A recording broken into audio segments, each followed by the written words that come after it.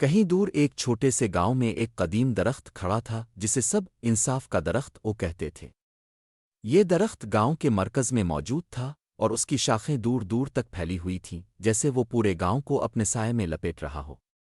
گاؤں کے بزرگوں کا کہنا تھا کہ یہ درخت کوئی عام درخت نہیں تھا، یہ انصاف کا درخت تھا۔ ہر شخص جو انصاف کی تلاش میں ہوتا اس درخت کے نیچے آتا اور اپنی کہانی سناتا۔ کہا جاتا تھا کہ جسے بھی اس درخت کے نیچے انصاف کی طلب ہو وہ درخت اسے عطا کرتا تھا۔ اگر کوئی شخص اپنی شکایت اس درخت کے نیچے رکھتا تو اس کا فیصلہ درخت کی شاخوں اور پتوں کی سرگوشی سے ہوتا۔ درخت نہ بولتا تھا نہ لکھتا تھا، لیکن اس کی خاموشی میں ایک حکمت اور دانائی چھپی ہوتی تھی جو سب سمجھ جاتے تھے۔ یہ بات سچ ہو یا افسانہ، گاؤں کے لوگوں کے دل میں اس درخت کی بہت عزت تھی۔ اگر دو افراد کے درمیان جھگڑا ہو جاتا تو وہ گاؤں کی عدالت پنچایت جانے کے بجائے سیدھا انصاف کے درخت کے پاس آتے، وہاں بیٹھتے اور اپنی کہانی سناتے۔ عجیب بات یہ تھی کہ درخت کے نیچے بیٹھتے ہی ان کے دلوں میں سچ بولنے کی جرت پیدا ہو جاتی تھی۔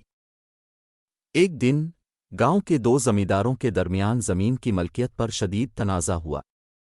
دونوں زمیندار بڑے طاقتور اور امیر تھے، لیکن ان کی دشمنی گاؤں میں تشویش پھیلا رہی تھی۔ دونوں نے ایک دوسرے پر جھوٹے دعوے کیے اور جھگڑے کو طول دیا۔ گاؤں کے لوگوں نے انہیں مشورہ دیا کہ وہ انصاف کے درخت کے پاس جائیں اور اپنا فیصلہ وہاں کروائیں۔ دونوں زمیندار درخت کے نیچے آ کر بیٹھ گئے۔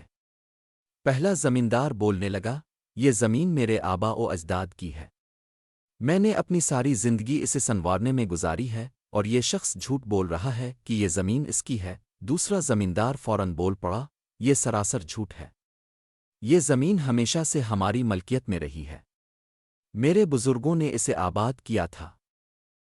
درخت کی شاخیں ہوا میں ہلکی ہلکی جنبش کرنے لگے جیسے وہ دونوں کی باتیں سن رہا ہو۔ گاؤں کے بزرگ بھی وہاں موجود تھے اور سب کی نظریں درخت پر تھیں۔ اچانک ایک خاموشی چھا گئی اور درخت کی شاخوں نے ہلکی سی حرکت کی جیسے کسی بڑے فیصلہ ساز نے سر ہلا دیا ہو۔ اچانک دونوں زمینداروں کے دلوں میں عجیب سا احساس پیدا ہوا۔ وہ اپنی ہی باتوں پر شک کرنے لگے۔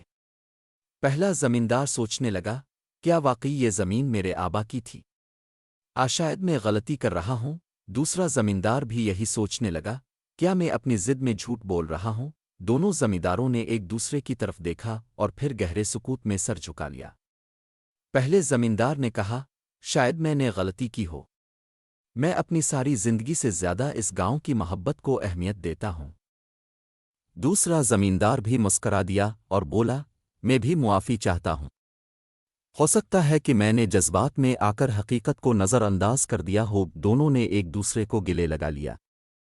درخت کی شاخیں ایک بار پھر ہوا میں ہلکی جنبش کرتی رہیں جیسے درخت ان دونوں کے فیصلے سے خوش ہو رہا ہو۔ اس دن کے بعد گاؤں میں انصاف کا درخت ایک مثال بن گیا۔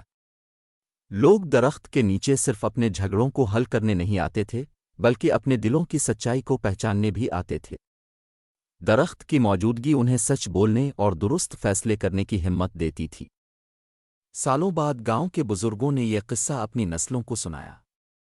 انصاف کا درخت صرف ایک درخت نہیں تھا، بلکہ وہ ایک علامت تھا، سچائی، ایمانداری اور انصاف کی۔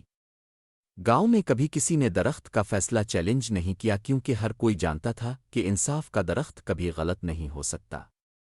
یوں انصاف کا درخت گاؤں میں نسل در نسل ایک روایت بن گیا، اور اس کی جڑیں گاؤں کے لوگوں کے دلوں میں مضبوطی سے بیٹھ گئیں۔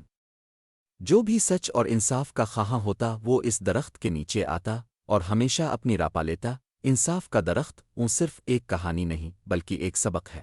سچائی، انصاف اور ہمدردی کی طاقت ہمیشہ غالب آتی ہے۔